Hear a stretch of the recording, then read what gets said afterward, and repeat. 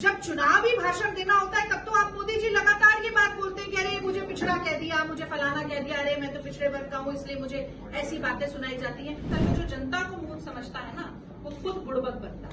और जब पिछड़े वर्ग को प्रतिनिधित्व देने की बात आती है तो आपको सांप सूंघ जाता है, मुंह में दही जम जाता है। सबकी यही पहली डिमांड है कि महिला आरक्षण तुरंत लागू किया जाए। तो ये सारा कचरा कूड़ा जो भी डाल के इकट्ठा कर रहे हैं, इन्हें लगता है कि देश की वही कूड़ा उठा के देश की जनता की आंखों में धूल झोंकते रहेंगे और जनता मूर्ख बनती रहेगी। कि जनगणना अगर हो तो जाति के आधार पर क्यों ना हो?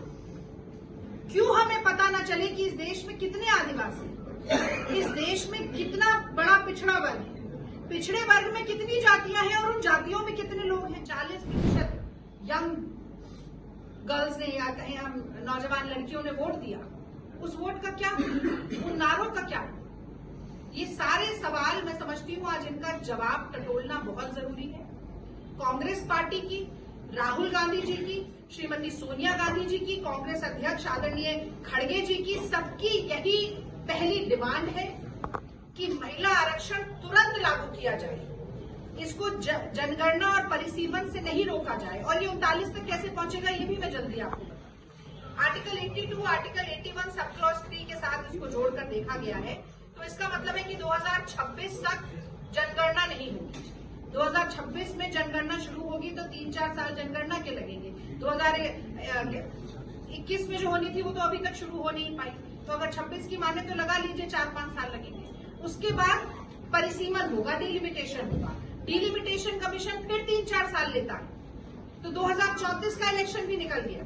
और फिर एक और क्लॉज एडेड है कि जब तक हाउस डिसॉल्व नहीं होगा, जब तक विधानसभा डिसॉल्व नहीं होगी, तो 2039 तक के लिए इंतजार किया जाए, ऐसा शगुफा मोदी जी ने छोड़ा है। और कई बार आपने देखा होगा कि खुद ही कूड़ा फैलाकर साफ नहीं करने लगते हैं वो स्वच्छता अभियान में, खुद ही पत्तियां वो डाल के फिर थोड़ी झाड़ू। तो ये सारा कचरा कूड़ा जो भी डाल के इकट्ठा कर रहे हैं, इन्हें लगता है कि देश की वही कूड़ा उठा के देश की जनता की आंखों में धूल झोंकते रहेंगे और जनता मूर्ख बनती रहेगी। तो असल में जो जनता को मूर्ख समझता है ना, वो खुद बुड़बक बनता है। तो महिलाओं को आरक्षण दीजिए, जुमलेबाजी बंद कीजिए, आप जातिगत गणना करवाइए और ओबीसी पिछड़े वर्ग की महिलाओं के लिए आरक्षण के अंदर आरक्षण कोटा विद इन कोटा लेकर आइए। कांग्रेस पार्टी जब बिना शर्त के समर्थन देने के लिए तैयार है तो आप 2 शर्त नहीं लगा सकते, ये कांग्रेस पार्टी का कहना है। महिलाओं की परंपरागत छवि को अबला से सबला बनाने के लिए। और आपने असेंबली विधानसभा देने का वादा किया है जम्मू कश्मीर को, तो जम्मू कश्मीर का नाम भी आप लिखना भूल गए क्योंकि आपने अफरा तफरी में तुरंत में ये बिल बना के फायदा लेने के लिए ये काम कर लिया।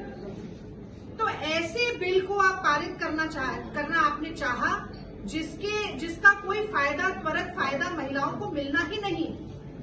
और राहुल जी एक और वाजिब सवाल पूछते हैं, वो कहते हैं कि जनगणना अगर हो तो जाति के आधार पर क्यों ना हो? क्यों हमें पता ना चले कि इस देश में कितने आदिवासी, इस देश में कितना बड़ा पिछड़ा वर्ग है, पिछड़े वर्ग में कितनी जातियां हैं और उन जातियों में कितने लोग हैं, कितनी महिलाएं हैं जो दलित हैं, कितनी महिलाएं हैं जो पिछड़े वर्ग से आती हैं, कितनी महिलाएं हैं जो सवर्ण से आती हैं। क्यों ना अगर आरक्षण दिया जाए तो उन महिलाओं को भी दिया जाए जो कि दोहरी मार का शिकार है। एक तो वो महिलाएं हैं तो भी हाशिए पर है, और दूसरे वो पिछड़े समाज की महिलाएं हैं तो इसलिए और हाशिए पर है। तो जिन पर दोहरी मार पड़ रही है उन महिलाओं को आप भूल गए।